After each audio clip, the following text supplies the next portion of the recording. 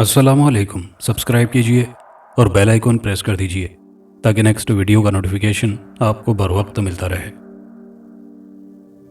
मैं पटना बिहार का रहने वाला हूँ।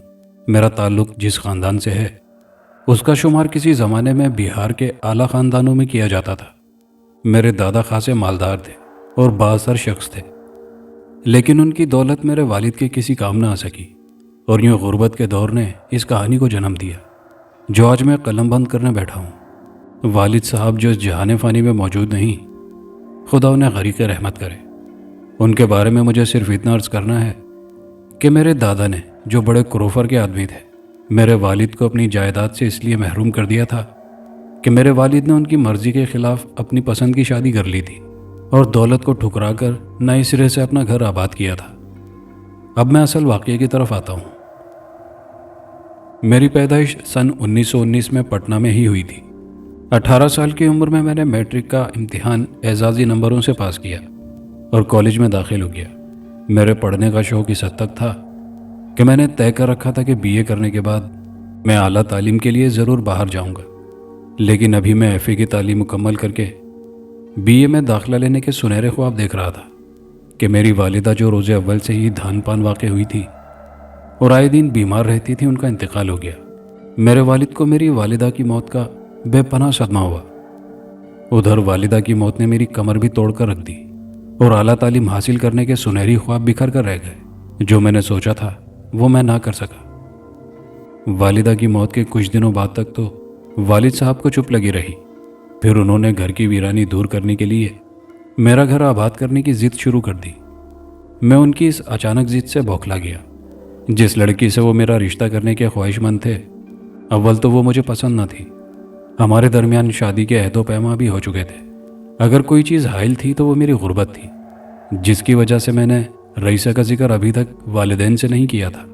अगर करता तो वो यही कहते, झोंपड़ी में रहकर महलों के ख्वाब देखना हिमाकत है, या फिर ये कहते कि मखमल में टाट का पैवन कभी जेब नहीं देता। मुझे खुद भी इस बात का एहसास था। मैं गलत जगह अपने दिल का सौदा कर बैठा था, इसलिए कि रईसा एक बड़े बाप की बेटी थी और मैं उसके मुकाबले में कुछ भी ना था। बहरहाल मेरे हौसले बुलंद थे। मैंने रईसा को अपनाने के लिए बड़े ऊंचे मंसूबे बांध रखे थे। मुझे यकीन था कि जब बीए कर लेने के बाद मैं बाहर से कोई आला डिग्री लेकर वापस आऊँगा और किसी ऊंचे ओहदे पर फाइज होऊंगा तो रईसा के वालिदैन मुझे अपना दामाद बनाने में कोई पसोपेश न करेंगे। लेकिन वालिदा की मौत के बाद जब मेरे वालिद का इसरार बढ़ा तो मैं मजबूर होकर रह गया। वालिद साहब ने साफ तौर पर यह भी कह दिया था कि अब मैं शादी कर लूं और अपने पैरों पर खड़ा हो जाऊं। अगर मेरी वालिदा जिंदा होती तो शायद मैं वालिद साहब से साफ तौर पर इनकार कर देता।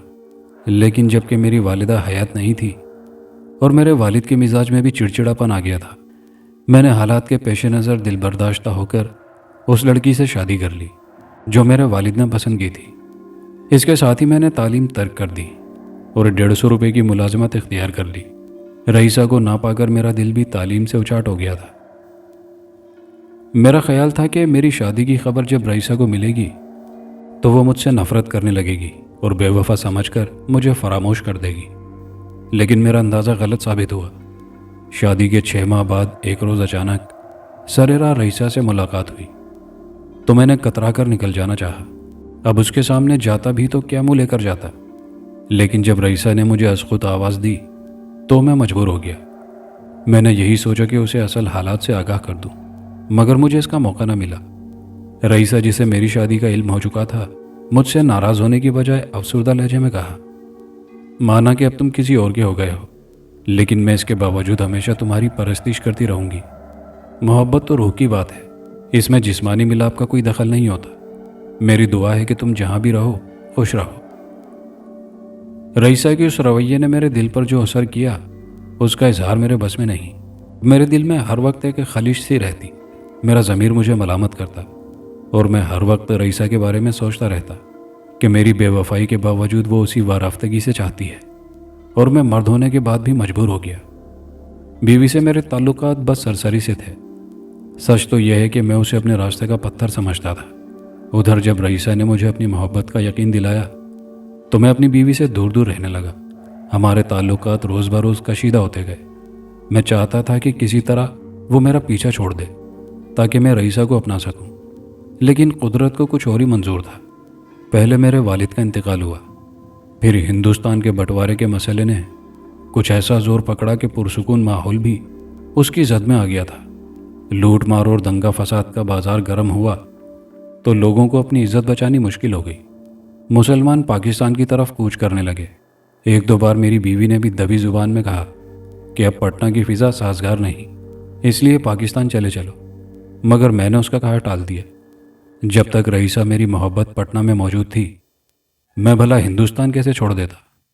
میری بیوی نے 2-4 بار اصرار کیا، پھر صبر شکر کر کے چپ ہو گئی۔ لیکن ایک دن جب میں نے اس کے کہے بغیر ہی پاکستان جانے کا ارادہ ظاہر کیا تو وہ یہ سوچ کر خوش ہو گئی کہ میں اس کی بات مان گیا ہوں۔ حالانکہ ایسا نہیں تھا۔ پاکستان جانے کا قصد محض اس وجہ سے میں نے کیا کہ رئیسہ کے والدین بھی پٹنہ کو خیر بات کہہ کر پنجاب کے علاقے کی طرف کوچ کر چکے تھے۔ غرض یہ کہ 29 اگست سن 1947 کو میں اپنا رخت سفر باندھ کر بیوی کے ساتھ پاکستان کی سرحد میں داخل ہوا اور تھوڑی سی تگدو کے بعد قصور کے ایک محلے میں مکان حاصل کرنے میں کامیاب ہو گیا۔ جو مکان میں نے کرائے پر حاصل کیا تھا وہ بس گزر بسر کے قابل تھا۔ اس میں 2 کمرے تھے، جس میں سے ایک کی چھت ٹین کی تھی جو بارش میں ٹپکتی رہتی تھی۔ دوسرا کمرہ قدر غنیمت تھا۔ کمروں کے سامنے کچا دالان تھا جس پر لکڑی کے ستون کھڑے کر کے ٹین اور پیٹیوں کے تختے جڑ دیے گئے تھے۔ دالان کے بعد لمبا چوڑا صحن تھا جو سر شام ہی بھائیں بھائیں کرنے لگتا۔ بجلی چونکہ اس محلے میں نہیں آئی تھی، اس لیے مجبوراً مٹی کے تیل کا لیمپ استعمال کرنا پڑتا تھا۔ پانی کی قلت تو نہ تھی، لیکن اسے حاصل کرنے کے لیے مجھے روز صبح و شام اس نلکے پر جانا پڑتا جو میرے مکان سے 50 گز دور تھا۔ محلے کے باقی افراد بھی اسی نل سے پانی حاصل کرتے تھے۔ میں جس مکان میں رہتا تھا اس کے صحن میں ایک پرانا کنواں بھی تھا۔ میں نے نل تک جانے سے بچنے کی خاطر اپنے مالک مکان سے کہا کہ کنویں کو کھلوا دیا جائے اور اس کی صفائی کرا دی جائے، لیکن مالک مکان جو ایک مقامی باشندہ تھا، اس نے میری بات پر کوئی توجہ نہ دی، بلکہ الٹا اس نے کہا کہ اگر مجھے اس مکان میں کوئی تکلیف ہے تو میں دوسرا مکان تلاش کر لوں۔ ان دنوں مکان کی قلت تھی اور پھر میرے پاس جتنی جمع پونجی تھی وہ رفتہ رفتہ ختم ہوتی جا رہی تھی، اور فی الحال میری مالی حالت ایسی نہیں تھی کہ میں زیادہ کرائے پر کوئی دوسرا مکان لیتا۔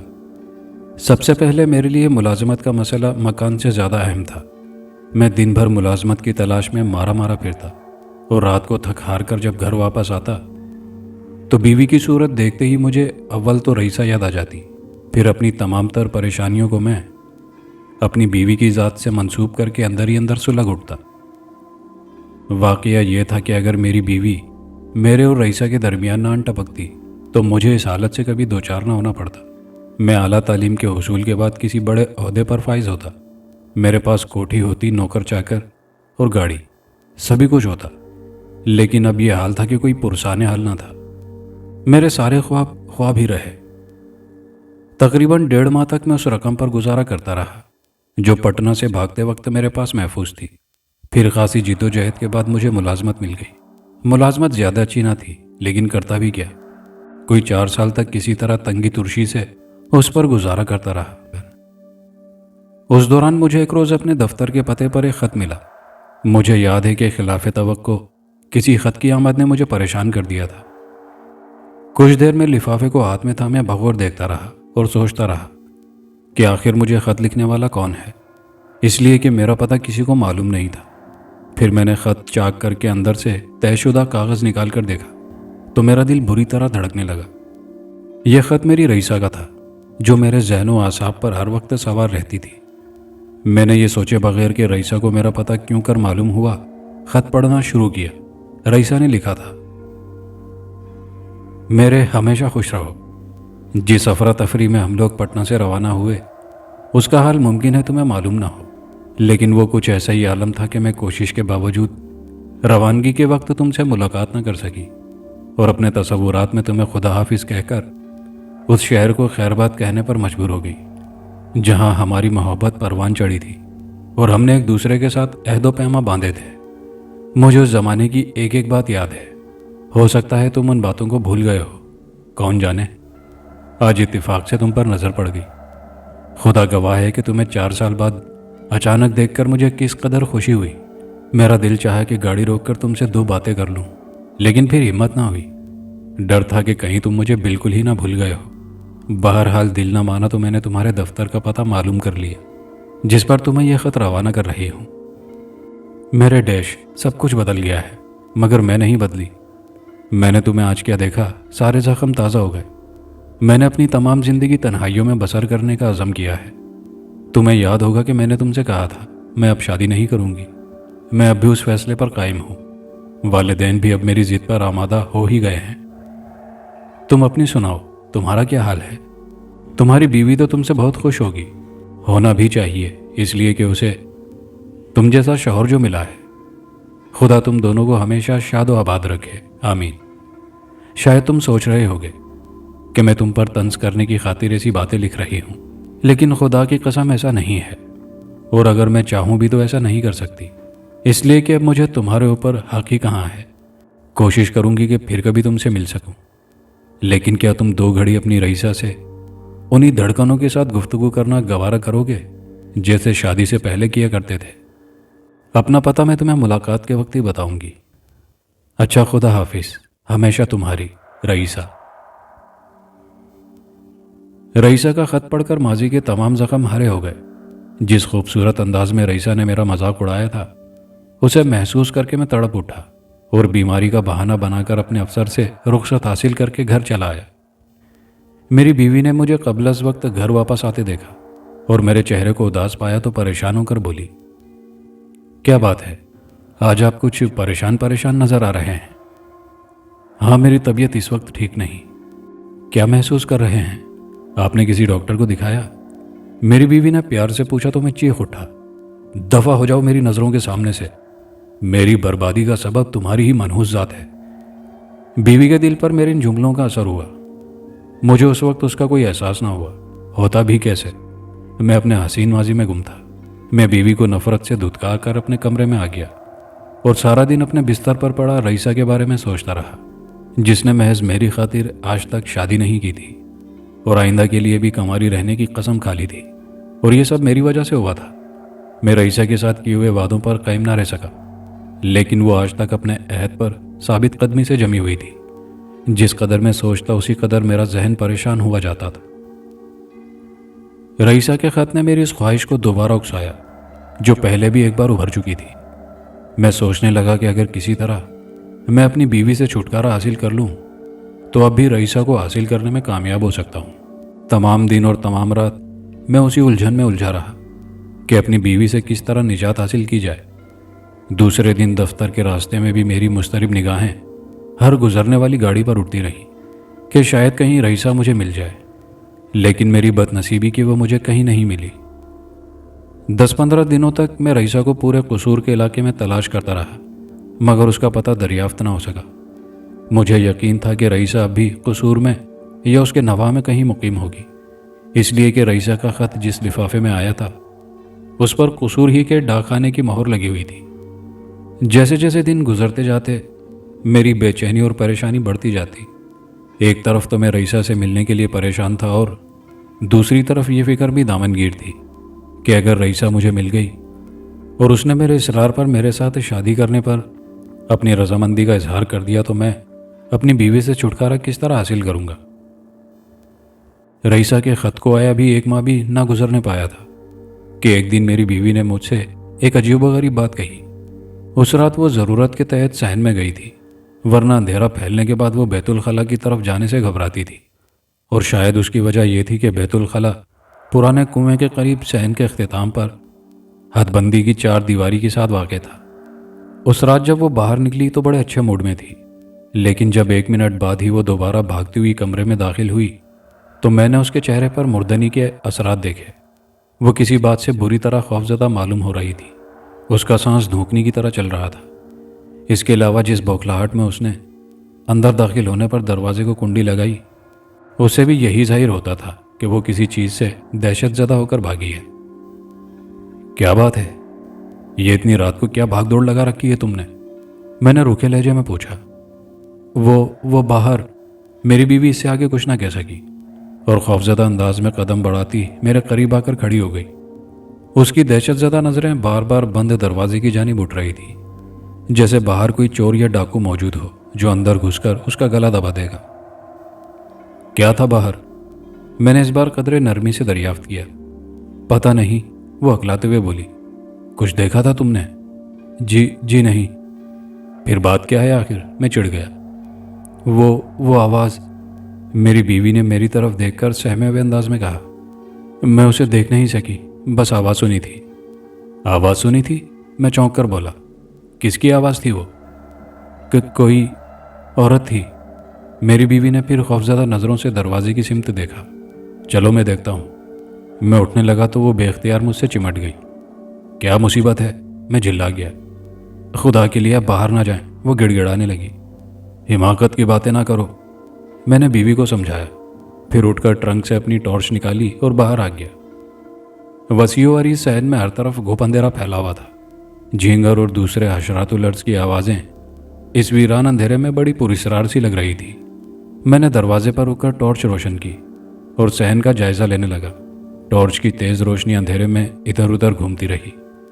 خاصی دیر بعد جب مجھے اطمینان ہو گیا کہ صحن میں اس وقت ہمارے سوا کوئی تیسرا شخص موجود نہیں ہے، تو میں نے اپنی بیوی سے متوجہ ہو کر نرمی سے کہا، وہم ہوگا تمہارا، یہاں تو کوئی بھی نہیں۔ خدا کرے وہ میرا وہم ہی ہو۔ بیوی نے لمبی سانس لے کر جواب دیا، پھر اس کنویں کی طرف دیکھنے لگی جس کے قریب بیت الخلا بنا ہوا تھا۔ کس قسم کی تھی وہ آواز؟ میں نے کچھ سوچ کر پوچھا۔ مجھے ایسا محسوس ہوا تھا جیسے کوئی عورت بڑے کرب کی حالت سے دوچار ہو، لیکن اس کا وہ جملہ، میری بیوی نے سہمی ہوئی آواز میں یہیں تک کہا تھا کہ میں حیرت سے اچھل پڑا۔ گھوپ اندھیرے میں کسی عورت کے کھنکتے ہوئے قہقہے کی آواز اس وقت تو مجھے بڑی خوفناک لگی تھی۔ یوں لگا جیسے کسی برتن میں بہت سارے کنکر جمع کر کے انہیں زور سے ہلا دیا گیا ہو۔ ایک لمحے تک میں خاموش کھڑا رہا، پھر میں نے پرانے کنویں کی طرف جانے کا ارادہ کیا تھا کہ میری بیوی نے لپک کر میرا بازو تھام لیا۔ خدا کے لیے آپ اس طرف نہ جائیں۔ گھبراؤ نہیں، میں نے اپنی بیوی کو سمجھایا، اگر وہ کوئی عورت ہے تو ہمیں اس سے خائف نہیں ہونا چاہیے۔ پھر بھی میری التجا ہے کہ آپ اس وقت رہنے دیں، صبح دیکھا جائے گا۔ نہ جانے کیوں میں نے بیوی کی اس تجویز کو مان لیا اور اندر چلا گیا۔ دوسری صبح میں نے پرانے کنویں میں بھی جھانک کر دیکھا، لیکن وہاں جھاڑ جھنکار اور کوڑے کرکٹ کے سوا کچھ نظر نہ آیا۔ یہ سوچ کر کہ ممکن ہے وہ کہا کسی پاگل عورت کا ہو، میں نے اس واقعے کو کوئی اہمیت نہیں دی اور ناشتہ کر کے دفتر چلا گیا۔ اس حادثے کو ابھی 8-10 روز بھی نہ گزرے تھے کہ ایک رات میری بیوی سوتے سے چیخ مار کر جاگی اور پھر مجھ سے لپٹ کر خوفزدہ انداز میں یوں کانپنے لگی جیسے اس پہ واقعی لرزت آ رہی ہو۔ اس کے چہرے پر پسینے کے قطرے جھلملا رہے تھے، آنکھوں سے دہشت جھانک رہی تھی اور رنگت ہلدی کی طرح زرد پڑی ہوئی تھی۔ اس بار بھی اس کی خوفزدہ نظریں بار بار دروازے کی سمت اٹھ رہی تھی۔ پہلے تو میں نے سوچا کہ اسے ڈانٹ ڈپٹ کر خود سے علیحدہ کر دوں، مگر خیال آیا کہ ممکن ہے اس نے کوئی بھیانک خواب دیکھا ہو اور وہ چیخ کر بیدار ہو گئی ہو۔ میں نے پہلے تکیے کے نیچے سے سگریٹ سلگائی، پھر ایک طویل کش لے کر نرمی سے پوچھا، کیا بات ہے؟ کیا تم نے کوئی ڈراؤنا خواب دیکھا تھا؟ خواب؟ اس نے مجھے گھور کر دیکھا، پھر پلکیں جھپکاتے ہوئے بولی، مجھ سے غلطی ہو گئی جو میں تنہا اٹھ کر باہر چلی گئی تھی۔ باہر چلی گئی تھی؟ میں نے حیرت سے اس سے کہا۔ اس لیے کہ جس وقت میری بیوی نے چیخ ماری تھی اس وقت میں ہوش و حواس میں تھا اور جاگ رہا تھا۔ میں نے خود اپنی نظروں سے اسے چیخ مار کر بیدار ہوتے بھی دیکھا تھا، اس لیے اس کا یہ جملہ میرے لیے حیران کن ثابت ہوا۔ بہرحال میں نے بڑے ضبط سے کام لیتے ہوئے جواب دیا، تم نے ضرور کوئی ڈراؤنا خواب دیکھا ہے۔ تو کیا صحن میں نہیں گئی تھی؟ بالکل نہیں بھائی، میں نے سگریٹ کا کش لیتے ہوئے بڑے یقین سے کہا۔ پھر وہ آواز میرے کانوں تک کیسے پہنچی؟ بیوی نے جھرجھری لیتے ہوئے کہا، پھر دوبارہ مجھ سے لپٹ گئی۔ کیا مصیبت ہے آخر؟ میں ایک دم جھلا کر بولا، دور ہٹ کر کیوں نہیں بیٹھتی؟ بھلا یہاں کون موجود ہے جو تم ڈر کے مارے مری جا رہی ہو؟ میرا رویہ چونکہ اس کو برا لگا، وہ جلدی سے مجھ سے علیحدہ ہو گئی اور مجھے یوں گھورنے لگی جیسے نظروں ہی نظروں میں مجھ سے شکایت کر رہی ہو۔ اس کے چہرے پر شدید بے کسی اور بوکھلاہٹ کے تاثرات نمایاں تھے۔ آخر تم بتاتی کیوں نہیں؟ وہ آواز تم سے کیا کہتی ہے؟ میں نے تنگ آ کر پوچھا۔ جان دو، مال لو، اس نے بوکھلائے ہوئے انداز میں کہا اور پھر اپنا نچلا ہونٹ کاٹنے لگی۔ बकवास। मैंने उसी फाइल को उठाते हुए कहा जिसके मुताले में पहले महव था। जाओ सो जाओ जाकर। जी अच्छा, वो बड़े ही मायूस लहजे में बोली, फिर उठी। लेकिन 2 कदम जाने के बाद घूमकर मुझे देखने लगी। अब क्या बात है? मैंने कदरे तुर्श आवाज़ में सवाल किया। एक बात कहूँ, अगर आप गुस्सा न करें। कहो।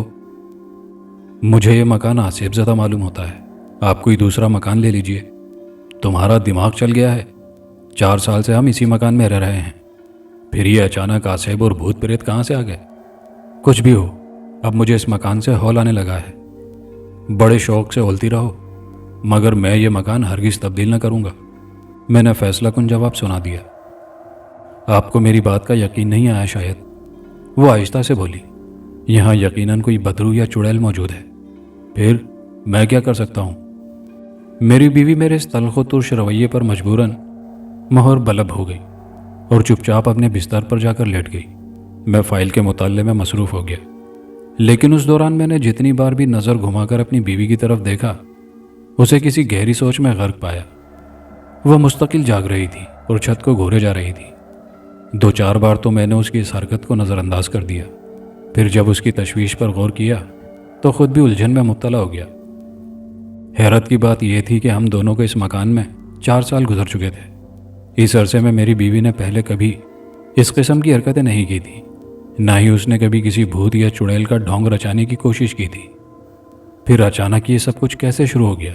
वो पुरस्रार आवाज़ किसकी थी जिसने मेरी बीवी को अचानक इस कदर खौफजदा कर दिया था, जबकि उस अल्लाह की बंदी ने आज तक ना तो मुझसे किसी चीज़ की फरमाइश की थी, ना ही मेरे खुश्क और तल्ख रवैये पर कभी एतराज़ किया था।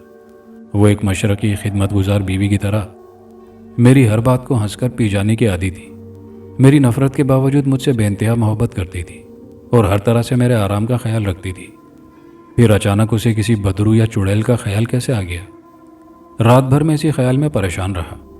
सुबह मैंने कुछ जल्दी कामों से फरागत पाई और सीधा मालिक मकान के पास पहुंचा। मालिक मकान ने मेरी बात सुनी तो और बरहम हो गया। कहने लगा, मैंने आपको कोई भला मानस जानकर मकान दिया था, लेकिन अब मैं समझ रहा हूं कि आपकी बातों का मकसद क्या है। गालिबन आप मेरे मकान को आसेबज़दा बताकर उसका किराया कम कराना चाहते हैं। बहरहाल भाई साहब, मेरी दरख्वास्त है कि मेहरबानी फरमाकर आप अपना कोई और बंदोबस्त कर लें और मेरा मकान खाली कर दें। ठीक है, मैं 1 महीने के अंदर अंदर तुम्हारा मकान छोड़ दूंगा, मैंने भी बरहम होकर कहा और दफ्तर चला गया। दफ्तर में भी रह रहकर मुझे अपनी बीवी की बातों का ख्याल आ रहा था। अब मुझे 1 महीने के अंदर कोई दूसरा मकान लेने की फिक्र भी लाहक हो गई थी। दिन भर मैंने किसी न किसी तरह दफ्तर के कामों को निपटाया, फिर 4 बजे दफ्तर से उठ गया। दफ्तर से मेरे मकान का फासला 2 फरलांग का था, इसलिए मैं पैदल ही आता जाता था।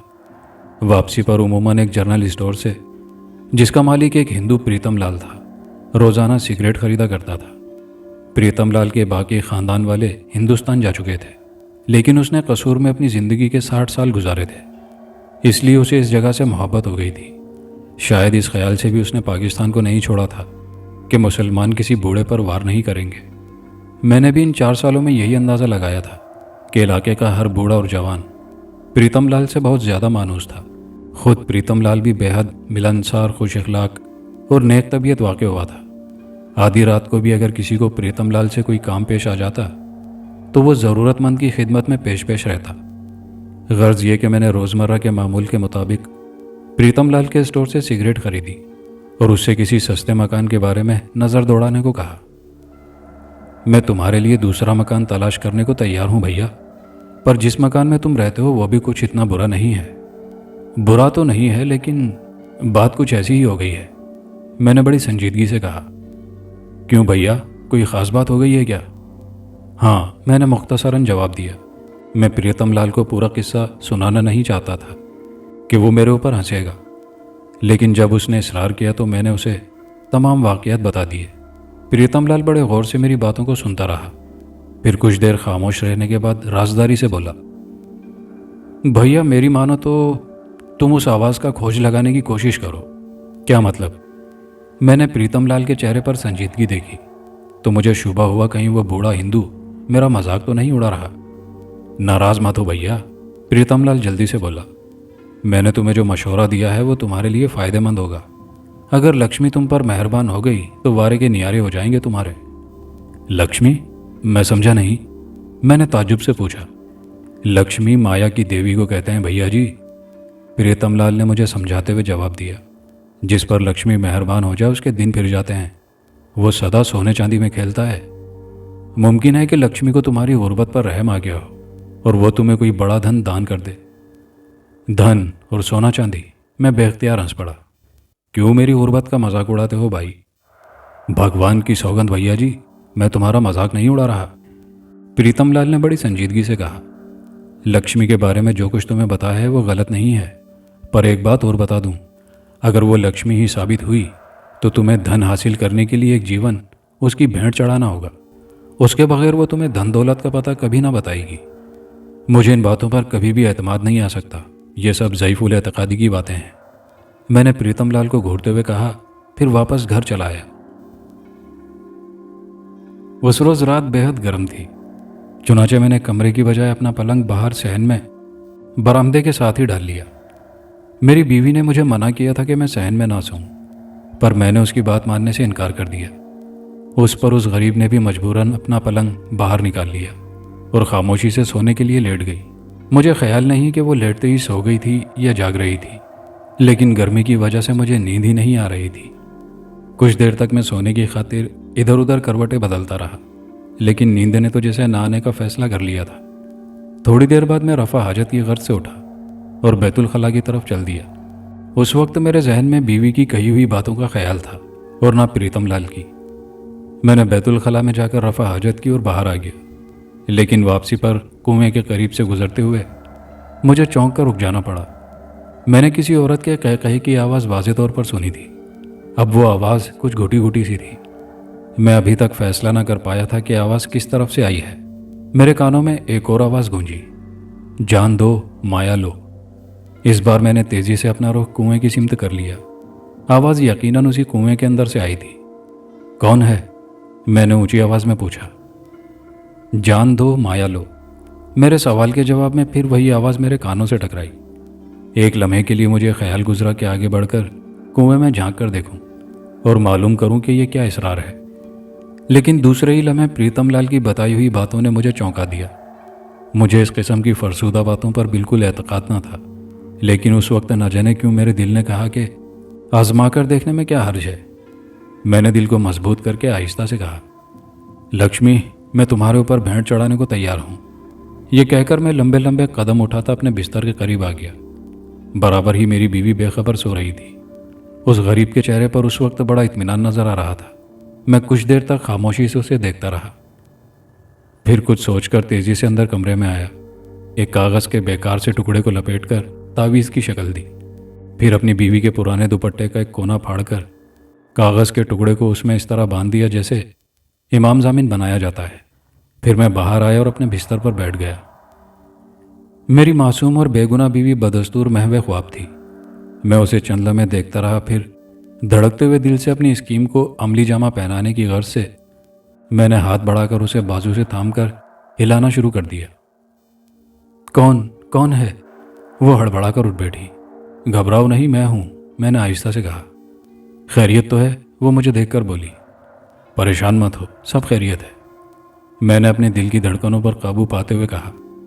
फिर उस बनावटी तावीज़ को बीवी की तरफ बढ़ाते हुए बोला, इसे जाकर पुराने कुएं में डाल दो। ये क्या है? मेरी बीवी ने ताज्जुब से पूछा। तावीज़, मैंने थूक निगलते हुए जवाब दिया। तुमने इस मकान में आसेब और चुड़ैल का खतरा महसूस किया था ना, इसलिए मैं यहाँ के एक शाह साहब से ये तावीज़ लाया हूँ। उन्होंने कहा था कि इसे आधी रात गए अगर पुराने कुएं में डाल दिया जाए तो फिर किसी किस्म का खतरा बाकी न रहेगा। मुझे उधर जाते हुए हौल आता है, आप खुद ही जाकर तावीज़ डाल दीजिए, मेरी बीवी ने सहमे हुई नज़रों से पुराने कुएं की तरफ देखते हुए कहा। शाह साहब का हुक्म है कि इसे कोई औरत ही कुएं में डाले, मैंने जल्दी से कहा। घबराओ नहीं, मैं भी तुम्हारे साथ चलता हूँ। मेरी बीवी ये सुनकर तैयार हो गई। हम दोनों पुराने कुएं की तरफ बढ़ने लगे। जैसे जैसे फासला कम होता जाता मेरे दिल की धड़कनें तेज़ होती जाती। जब कुएं का फासला कोई 30 फुट रह गया तो मैं रुक गया। क्यों? आप क्यों रुक गए? मेरी बीवी ने पूछा। मैं शाह साहब के हुक्म के मुताबिक तावीज़ डालते वक्त तुम्हारे साथ नहीं रह सकता। तुम अब जल्दी से आगे बढ़कर तावीज़ कुएं में डाल दो, घबराने की कोई ज़रूरत नहीं। मेरी बीवी ने बड़ी मासूम नज़रों से मेरी तरफ देखा, फिर तावीज़ हाथ में लिए आगे बढ़ गई। मैं एक टिकटिकी बांधे उसे देख रहा था। कुएं के करीब जाकर उसने अपना सर नीचे झुकाया, फिर तावीज़ वाला हाथ उठाया ही था कि एक कर्बनाक चीख फिजा में गूंजकर मादूम होती चली गई। न जाने वो कौन सी कुव्वत थी जिसने उस गरीब औरत को उठाकर कुएं के अंदर झोंक दिया था। मैं सख्ते की कैफियत से दो चार खड़ा था। मेरा जिस्म पसीने में शराबूर हो रहा था। जो कुछ मेरी नज़रों ने देखा था उस पर यकीन नहीं आता था। कुएं की जगत 4 फुट से किसी तरह कम न थी, इसलिए मेरी बीवी का अचानक उछलकर उसमें जा पड़ना मेरे लिए इंतहाई ताज्जुब-खेज़ बात थी। अभी मैं किसी भूत की तरह गूंग खड़ा उस हादसे पर हैरान था कि अचानक मुझे इस वाक़ये की संगीनी का ख्याल आया। मेरे ज़मीर ने मुझे मलामत किया। मैं कुएं की तरफ बेतहाशा भागा। मैंने उस अंधेरे में झांक कर देखा। वहाँ पर गहरा अंधेरा तारी था और मुकम्मल सुकून था, जैसे कुछ हुआ ही ना हो। ये सब क्या हो गया? मैं हाथ मलते हुए बुड़बुड़ाने लगा।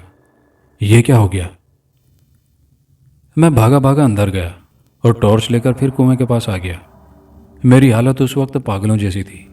कोई बात समझ में नहीं आ रही थी। टॉर्च की रोशनी जब मैंने कुएं में डाली तो मेरी हैरत की कोई इंतहा न रही। मेरी बीवी का कुएं में कहीं पता न था। अलबत्ता नज़रों को खीरा कर देने वाले ज़रो जवाहिर टॉर्च की रोशनी में सारे कुएं को बकाए नूर बनाए हुए थे। मैंने गौर से देखा तो मुझे काली सी देग नज़र आई जिसमें सोना ही सोना था। सोने के उस ज़ख़ीरे को देखकर मेरे हवास जाते रहे। मेरी समझ में सारी बात आ गई। लक्ष्मी ने अपना वादा पूरा किया था। मैं चारपाइयों की रस्सियां खोलकर रात भर कुएं से सोना निकालता रहा। पसीने से मेरा बुरा हाल था। रस्सियों से मेरे हाथ छिल गए थे।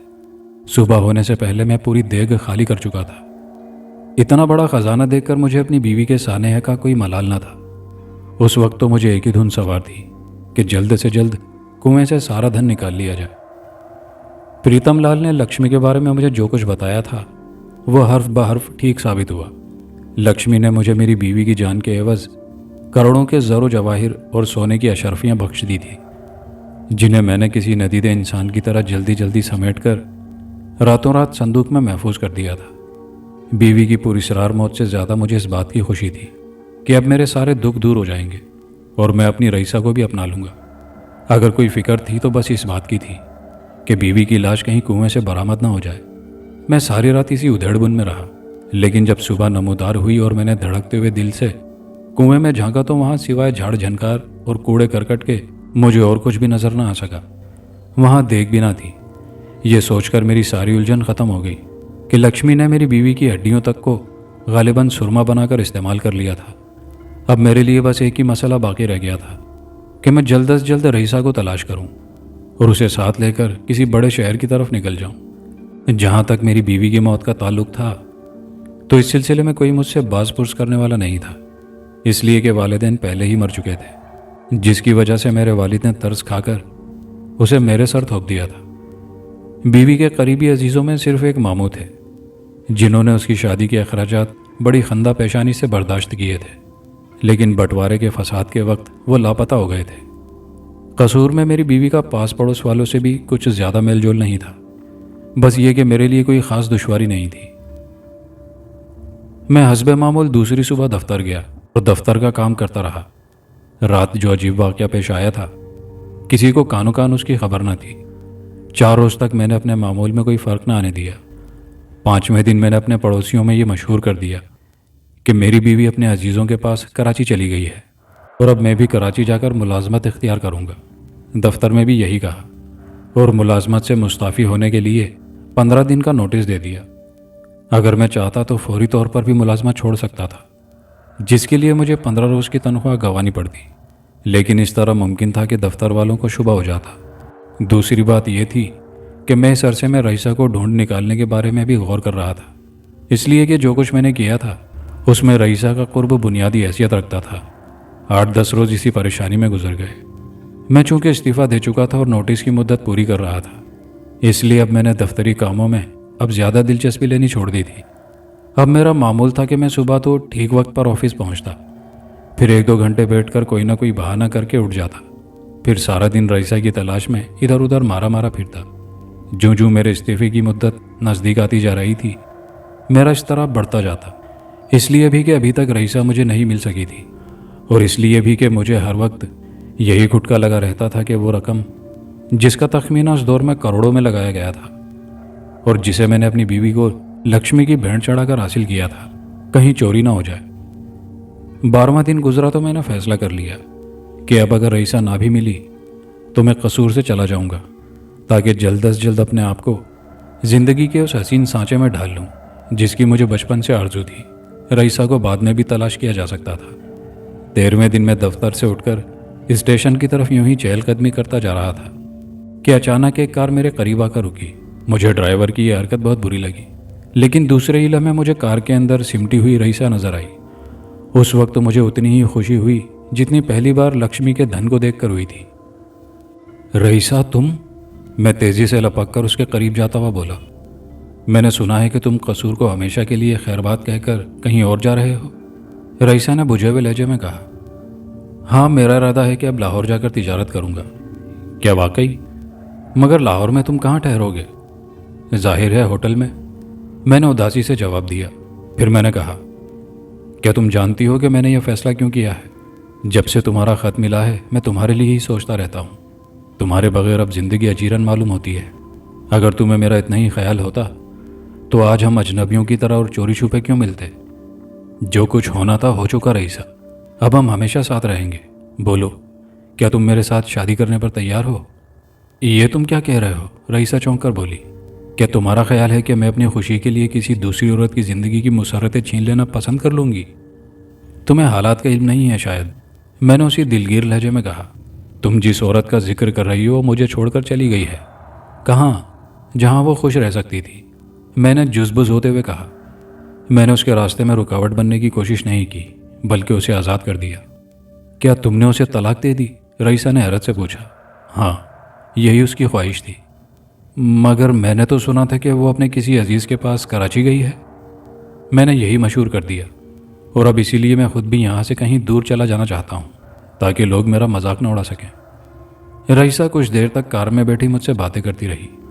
اس کے بعد مجھے تفصیل سے بتایا کہ وہ لاہور میں رہتی ہے اور وہیں ایک فلاحی ادارے سے متعلق ہے، جس کی وجہ سے اس کا قصور اور دوسرے شہروں میں آنا جانا رہتا ہے۔ رئیسہ نے بتایا کہ اب اس کے ماں باپ معذور ہو گئے ہیں، والدہ اور والد کی کفالت وہ خود کرتی ہے۔ ہم دونوں نے اپنی آئندہ زندگی سے متعلق بہت سنجیدگی سے گفتگو کی۔ اس نے مجھے لاہور کا اپنا پتہ دیا اور ہدایت کی کہ میں لاہور آ کر اس کے والدین سے فوراً مل لوں۔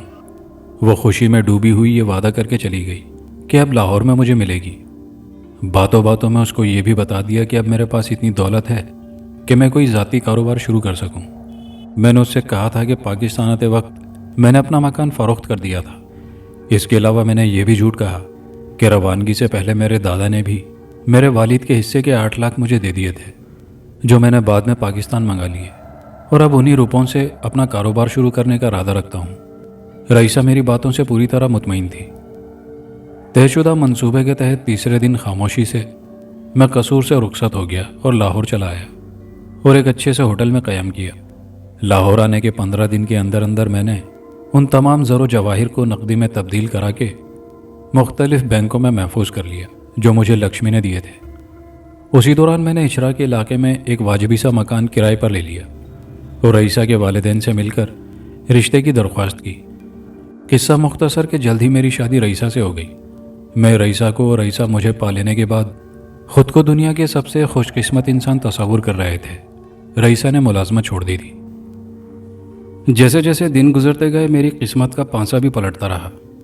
میں نے بھاگ دوڑ کر کے دلالوں کے ذریعے ایک زمین کا سودا کیا اور وہاں اپنا ذاتی کارخانہ تعمیر کرانے لگا۔ اسی دوران میں نے شہر کے ایک پرسکون علاقے میں اپنے نئے مکان کی بنیاد بھی ڈال دی اور صبح سے شام تک ان دونوں تعمیری منصوبوں میں لگا رہا۔ 6 ماہ بعد رئیسہ کو لے کر نئے مکان میں منتقل ہو گیا، جہاں آرام و آسائش کی ہر شے میسر تھی۔ نوکر چاکر اور گاڑیاں سبھی کچھ موجود تھا۔ میرا ذاتی کارخانہ مکمل ہوا تو میں نے لاہور کے ایک مشہور صنعت کار سے اس کی افتتاحی رسم ادا کرائی اور اپنا کام شروع کر دیا۔ اب میں ایک کروڑ پتی آدمی بن چکا تھا۔ میرے کارخانے میں بے شمار آدمی میرے ایک اشارے کے منتظر رہتے، اور سب سے بڑی بات یہ تھی کہ رئیسہ میری زندگی وہ بھی میرے ساتھ تھی، جو اب ایک بیٹے کی ماں بن چکی تھی۔ یہ سب کچھ میری خواہشوں سے زیادہ تھا۔ میں اپنی سابقہ بیوی کو یکسر فراموش کر چکا تھا اور زندگی کے نئے ہنگامے میں الجھ کر رہ گیا تھا۔ مجھے آج بھی وہ دن اچھی طرح یاد ہے جب رئیسہ نے مجھ سے فرمائش کی تھی کہ وہ اپنے لڑکے کی پہلی سالگرہ بڑے دھوم دھام سے منانا چاہتی ہے۔ میں نے اس تقریب کے لیے بے دریغ روپیہ خرچ کیا۔ میرے لڑکے کی سالگرہ میں صرف ایک دن رہ گیا تھا۔ اس روز میں اور رئیسہ تمام دن خریداری اور اپنے بنگلے کے اس حال کو سجانے میں مصروف رہے جس میں سالگرہ منائی جانے والی تھی۔ رات گئے تک بنگلے میں خوشی طاری رہی۔ پھر میں نے ملازموں کو آنے والی کل کے بارے میں ضروری ہدایات دی اور خوابگاہ میں آ کر لیٹ گیا۔ دن بھر کا تھکا ہوا تھا، اس لیے جلد ہی آنکھ لگ گئی، لیکن ابھی مجھے سوئے ہوئے زیادہ دیر نہیں ہوئی تھی کہ ایک دہشتناک خواب دیکھ کر بیدار ہو گیا۔ میں نے اس رات اپنی پہلی بیوی کو پہلی بار خواب میں دیکھا تھا۔ وہ مجھ سے بے حد روٹھی نظر آتی تھی۔ اس کے چہرے پر مجھے غیر معمولی سنجیدگی اور اداسی نظر آئی۔ اس نے میرے بیڈ روم میں میرے قریب آ کر کہا، آپ نے جو کچھ کیا اچھا نہیں کیا۔ اگر آپ نے مجھے پہلے بتا دیا ہوتا کہ میری زندگی کی بھینٹ آپ کے لیے خوشیاں فراہم کر سکتی ہے تو میں بخوشی آپ پر قربان ہو جاتی، لیکن آپ نے مجھے آزمانے کی کوشش نہیں کی۔ میں تو خیر لکشمی کی بھینٹ چڑھ گئی، لیکن آپ اس سودے پر خوش نہ رہ سکیں گے۔ تم یہاں کیوں آئی ہو؟ میں نے خواب میں بڑبڑاتے ہوئے کہا۔ میرا آنا بھی ناگوار گزرا ہے، میری سابقہ بیوی نے اداس ہو کر کہا، پھر جاتے ہوئے بولی، اگر آپ ناراض ہو رہے ہیں تو میں واپس جا رہی ہوں، لیکن جاتے جاتے میں آپ کو لکشمی کا وہ پیغام پہنچا دوں جس کے لیے مجھے بھیجا گیا ہے۔ لکشمی کا پیغام؟ میں نے حیرت سے پوچھا۔ ہاں، لکشمی کا پیغام۔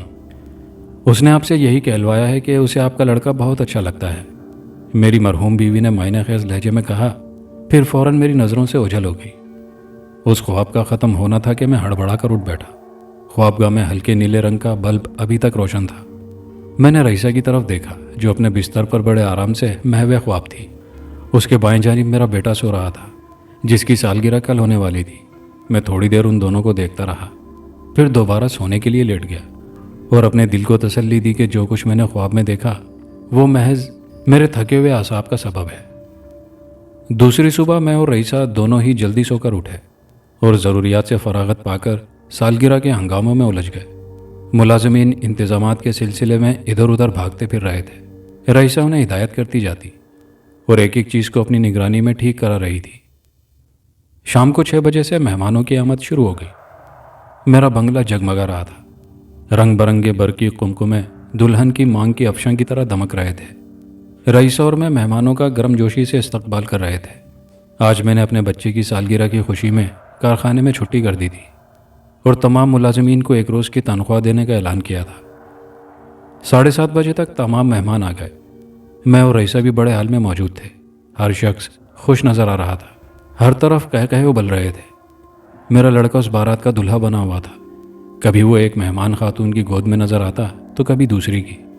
8 بجے سارے مہمان اس بڑی میز کے گرد جمع ہو گئے جہاں انواع و اقسام کے کھانے چنے ہوئے تھے اور ایک طرف کنارے پر سالگرہ کا کیک رکھا ہوا تھا۔ رئیسہ نے اپنے بچے کو گود میں لے رکھا تھا اور اس کے ہاتھ میں چھری تھما رہی تھی جس سے بچے کو کیک کاٹنا تھا۔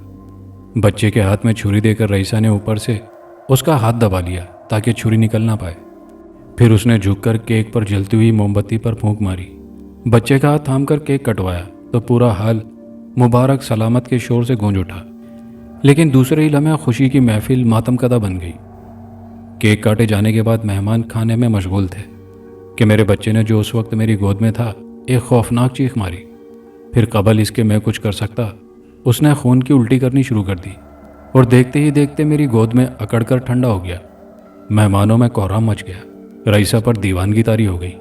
اس نے اپنے جگر گوشے کو مجھ سے چھین کر اپنے سینے سے لپٹا لیا اور آہو بکا کرنے لگی۔ میں پتھر کے کسی بت کی طرح یہ سب کچھ دیکھتا رہ گیا۔ اکلوتے لڑکے کی موت نے رئیسہ کے ذہن پر ایسا اثر کیا کہ وہ ہر وقت دیوانوں جیسی باتیں کرتی رہتی۔ میں نے شہر کے بڑے بڑے ڈاکٹروں اور بہترین نرسوں کو اس پر مامور کر دیا تھا جو ہر وقت اس کی دیکھ بھال کرتے رہتے۔ خود بھی میں ہماتن مصروف رہتا اور دعائیں مانگتا رہتا کہ خدا کرے میری رئیسہ تندرست ہو جائے۔ تقریباً 3 ماہ تک رئیسہ اپنے بچے کی جدائی کے جان لیوا کرب میں بستر سے لگی رہی۔ پھر رفتہ رفتہ اس کی ذہنی حالت اعتدال پر آنے لگی۔ ڈاکٹروں نے مجھے خوشخبری سنائی کہ اب وہ جلد ٹھیک ہو جائے گی۔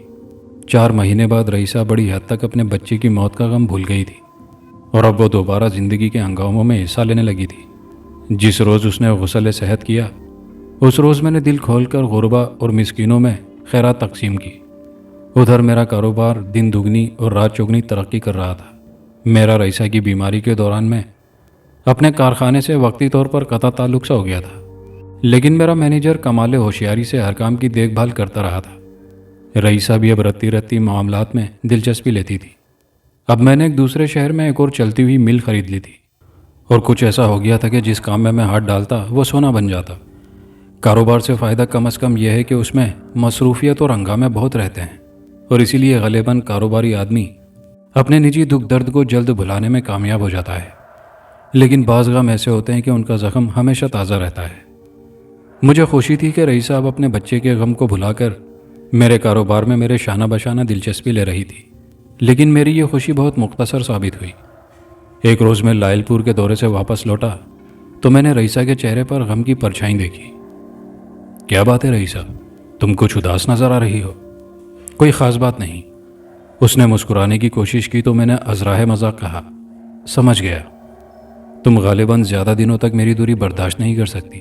چلو وعدہ رہا کہ اب جب بھی کہیں باہر جاؤں گا تمہیں بھی اپنے ساتھ لے جاؤں گا۔ رئیسہ مسکرائی، پھر فوراً ہی اداس ہو کر بولی، لیکن آپ جو سمجھ رہے ہیں وہ بات نہیں ہے۔ پھر کیا بات ہے؟ میں نے اس کے قریب بیٹھتے ہوئے محبت سے پوچھا۔ منا اگر زندہ ہوتا تو کل ہم اس کی دوسری سالگرہ مناتے۔ ہاں رئیسہ، میں سرداہیں بھرنے کے سوا اور کیا کر سکتا تھا۔ کچھ دیر تک میں رئیسہ کے پاس بیٹھا اسے سمجھاتا بجھاتا رہا، پھر گھمانے کے لیے باہر لے گیا۔ دن بھر میں اسے ساتھ لیے ادھر ادھر کی تفریح کرتا رہا۔ دونوں وقت کا کھانا بھی اس روز ہم دونوں نے ہوٹل میں کھایا۔ پھر میں نے دوسرا شو دیکھنے کا پروگرام بنایا اور رئیسہ کو لے کر ایک انگریزی فلم دیکھنے چلا گیا۔ ہماری واپسی کوئی 12:30 بجے ہوئی۔ رئیسہ کا غم اس قدر ہلکا ضرور ہوا تھا کہ واپسی کے وقت اس کے چہرے پر اضمحلال نہیں تھا، جسے دیکھ کر میں پریشان ہو گیا تھا۔ بہرحال گھر آ کر ہم نے کپڑے تبدیل کیے اور اپنی خوابگاہ میں آ گئے۔ مجھ پر سفر کی تھکان بھی تھی، لیکن اس کے باوجود میں اس وقت تک جاگتا رہا جب تک رئیسہ سو نہیں گئی۔ رئیسہ کے سونے کے بعد میں بھی دوسری طرف کروٹ لے کر سونے کی کوشش کرنے لگا۔ میری آنکھ بھی جلد لگ گئی۔ میرا اندازہ ہے کہ میں شاید مشکل سے 1 گھنٹے ہی سویا ہوں گا کہ مجھے دوبارہ جاگنا پڑا۔ رئیسہ نے مجھے بیدار کیا تھا۔ کیوں؟ کیا نیند نہیں آ رہی؟ میں نے اس کی طرف گھوم کر بڑے پیار سے پوچھا۔ رئیسہ کے چہرے پر اس وقت پھر ویسی ہی کیفیت آ رہی تھی جیسی میں صبح دیکھ چکا تھا۔ اس کی آنکھوں سے ویرانی برس رہی تھی اور وہ یوں مجھے ٹکٹکی باندھے دیکھ رہی تھی جیسے کوئی بہت دکھ کی بات کہنے والی ہو۔ تم اس وقت پریشان نظر آ رہی ہو رئیسہ، میں نے اسے سمجھایا۔ موت اور زندگی خدا کے ہاتھ میں ہے، ہمارا اس پر کوئی اختیار نہیں۔ جو کچھ ہوا ہے اسے خدا کی رضا سمجھو۔ میری مانو تو تم اب اس غم کو بھولنے کی کوشش کرو۔ رئیسہ میری بات کا کوئی جواب دینے کی بجائے مجھے اسی طرح ٹکٹکی باندھے دیکھتی رہی۔ اس کی دراز پلکوں کے گوشے آہستہ آہستہ بھیگنے لگے تھے۔ ان باتوں سے کچھ حاصل نہ ہو سکے گا میری جان، تم مفت میں اپنی صحت گنوا بیٹھو گی، میں نے اسے سمجھاتے ہوئے کہا۔ کچھ دیر تک رئیسہ گمسم بیٹھی رہی، پھر بھرائی ہوئی آواز میں بولی، مجھے آپ سے کچھ کہنا ہے۔ کہو، کیا بات ہے؟ اگر مجھے کچھ ہو جائے تو آپ مجھے بھولیں گے تو نہیں؟ کیسی باتیں کرتی ہو؟ میں نے اسے اپنے بازوؤں میں سمیٹ کر جواب دیا، پھر پوچھا، کہیں تم نے کوئی خواب تو نہیں دیکھا؟ ہاں، رئیسہ کی آواز لرز رہی تھی۔ میں نے اپنے منع کو دیکھا ہے، وہ اپنے ننھے ہاتھوں سے اشارہ کر کے مجھے اپنی طرف بلا رہا تھا۔ اسے میری ضرورت ہے شاید۔ وہم ہے تمہارا، میں نے جلدی سے کہا۔ ٹھہرو، میں ڈاکٹر کو فون کر کے بلاتا ہوں، تمہاری طبیعت اس وقت زیادہ خراب معلوم ہوتی ہے۔ پھر کسی تاخیر کے بغیر میں نے ڈاکٹر کو فون کر دیا اور اسے فوراً گھر آنے کی تاکید کر کے دوبارہ مسیری پر جا کر رئیسہ کو سمجھانا شروع کر دیا۔ ڈاکٹر نے پہنچنے میں زیادہ دیر نہیں لگائی تھی۔ رئیسہ کا معائنہ کرنے کے بعد اس نے مجھے یہی بتایا تھا کہ معمولی قسم کی گھبراہٹ ہے جو صبح تک جاتی رہے گی۔ پھر اس نے نیند کا انجیکشن نکالا اور سرنج بھرنے لگا۔ میرا خیال بھی یہی تھا کہ رئیسہ کو اس وقت سکون کی ضرورت ہے اور نیند کا انجیکشن لگنے کے بعد وہ آرام سے سو جائے گی۔ ڈاکٹر انجیکشن تیار کرنے میں مصروف تھا اور میں اس کے قریب ہی کھڑا رئیسہ کو دیکھ رہا تھا، جو مسہری پر لیٹی تیز تیز سانسیں لے رہی تھی۔ ڈاکٹر سرنج تیار کر کے رئیسہ پر جھکا اور اس کے بازو پر اسپرٹ لگانے لگا، لیکن اس سے پہلے کہ وہ انجیکشن لگاتا، رئیسہ چیختی ہوئی اٹھ بیٹھی اور اذیانی انداز میں بولی، نہیں نہیں، مجھے مت روکو، میں جاؤں گی، ضرور جاؤں گی، میرا منا بلا رہا ہے، دیکھو دیکھو وہ مجھے اشارے کر رہا ہے، اور یہ عورت کون ہے جس نے میرے منع کو پکڑ رکھا ہے؟ چھوڑ دے میرے منع کو۔ रईसा तड़प कर पागलों जैसे अंदाज में मसहरी से नीचे आ गई और दीवानावार भागती हुई ख्वाबगाह से बाहर निकल गई। मैं भी उसके पीछे आवाज़ देता हुआ लपका, लेकिन बैरूनी राहदारी में कदम रखते ही ठिठक कर रुक गया और हैरत से आंखें फाड़े रईसा को घूरने लगा, जो फर्श पर चित पड़ी थी और उसके मुंह से बिल्कुल उसी अंदाज में गड़ा गड़ा खून उबल रहा था जैसे मैंने सालगिरह के मौके पर अपने लड़के के मुंह से उबलते देखा था। ये क्या हो गया अचानक? डॉक्टर की आवाज़ मेरे कान से टकराई तो मैं यूँ चौंक पड़ा जैसे मैं अभी तक ख्वाब देख रहा था। फिर मुझे कुछ होश नहीं रहा। मुझे इतना याद है कि मैं दौड़कर रईसा से लिपट गया था, लेकिन रईसा का हरकत करता हुआ जिस्म एक लम्हे में बेजान हो गया था। इन वाक़यात को गुजरे आज तकरीबन 18.5 साल हो चुके हैं। इस वक्त मेरी उम्र 51 साल है। मेरे पास बेहिसाब दौलत है। मैं जिस काम में हाथ डालता हूँ मुझे मेरी तवक्को से बढ़कर फ़ायदा होता है, लेकिन मुझे किसी लम्हे सुकून नहीं। कभी मुझे अपनी पहली बीवी की याद सताती है, कभी मुझे रईसा की दर्दनाक मौत याद आ जाती है, जो अपने बच्चे को किसी औरत के चुंगल से छुटकारा दिलाने के लिए उठकर भागी थी और लुक़मा अजल बन गई थी। और कभी मुझे अपने लड़के की मौत तड़पा जाती है, जो भरी महफिल में मेरी गोद में मरा था। मेरी पहली बीवी लक्ष्मी की भेंट चढ़ गई। रईसा और मेरे लड़के को ना जाने किस जुर्म की पादाश में मौत ने मुझसे छीन लिया। अब मेरा इस दुनिया में कोई नहीं। मैं हूँ और मेरी ज़िंदगी की ना ख़त्म होने वाली तलखियाँ। आज जब मैं इस वाक़े को कलमबंद कर रहा हूँ, मुझे बड़ी शिद्दत से लक्ष्मी का इंतज़ार है। मैं लक्ष्मी की दौलत उसे वापस करना चाहता हूँ और इस बार खुद को कुर्बान करना चाहता हूँ। मगर मुझे मौत नहीं आती। मौत उन लोगों को आ जाती है जिन्हें उसका इंतज़ार नहीं होता, और लक्ष्मी ने भी शायद भेंट लेनी बंद कर दी है। कहानी यहाँ अपने अख्तिताम को पहुँची। कहानी के आखिर में आपकी गुजारिशात पर आपके नाम। अफरोज़ लाला साहब हैं डाग राजस्थान इंडिया से, उसामा साहब हैं कोला इंडिया से, बाबर साहब हैं UAE से, शाहिद अली साहब हैं सरगोदा रोड लाहौर पाकिस्तान से, और फरियाल मेहताब साहबा हैं पीटर्सबर्ग पेंसिल्वेनिया अमेरिका से। आप सबके प्यार भरे कमेंट्स का बेहद शुक्रिया। वीडियो को दोस्तों के साथ ज़रूर लाइक और शेयर किया कीजिए। कमेंट बॉक्स में अपनी राय का इजहार किया कीजिए।